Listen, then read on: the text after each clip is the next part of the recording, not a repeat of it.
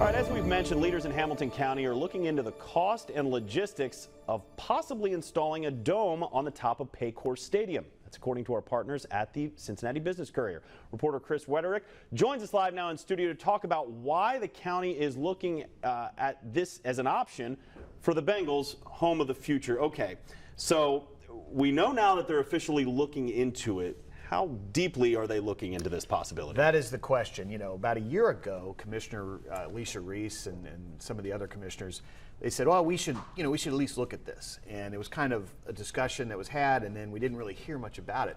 This week, we heard for the first time that they are doing some kind of study. We don't know who's doing the study. We don't know how much it costs. And that's the million-dollar question, or billion-dollar question. Or when it's going to be done. Right. So, but they are actually taking a serious look at it. And you said you've been doing some digging in other cities, Jacksonville possibly adding a dome. What have you learned there? Right. So Jacksonville, the Jaguars Stadium, Everbank Stadium, their plan is to do a $1.4 billion renovation that will add a roof to it. And so that is a rare thing. That hardly ever happens. Like they added one to Arthur Ashe Stadium, which is a tennis stadium. Right. Rarely done in the NFL and certainly in MLB as well. And I think that's the big question here is you have the option of a very expensive option of adding a dome. How much more expensive would it be just to scrap it and build a new stadium altogether that's fixed with a dome? So we know, for example, that Cleveland, one of their proposals, they're either going to renovate downtown or their plan is to move out to the suburb of Brook Park of Cleveland. That plan includes a dome, and it's a $2.2 billion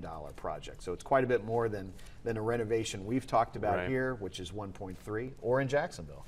So a dome, that gives you the opportunity to host indoor concerts in the winter, things like that.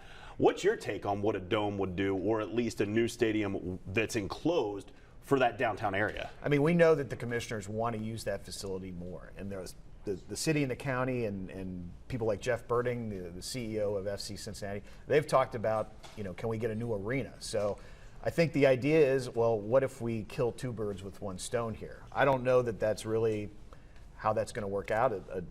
An arena is typically smaller, about 15 to 20,000 people in it, so we'll see. But you see places like Lucas Oil Stadium in Indianapolis where it opens up the door to host maybe some Final Four, NCAA tournament games, things like that. So then that idea, you would then scrap Heritage Bank Arena, and you'd have this all-purpose home of the Bengals, home of, let's say, Bruce Springsteen someday. Right. You never know. One of the interesting things about Jacksonville is their roof won't completely enclose it, right? They're going to let air through it. So there's a question, in the middle of March, our weather, if we did it that way, I don't think we'd be having the Final Four. No, we certainly would not. All right, Chris, thank you for your insight. We're going to keep in touch with you as this story continues to develop. Hopefully have you back on when we get some more news. Thanks a lot. All right, thanks, Chris.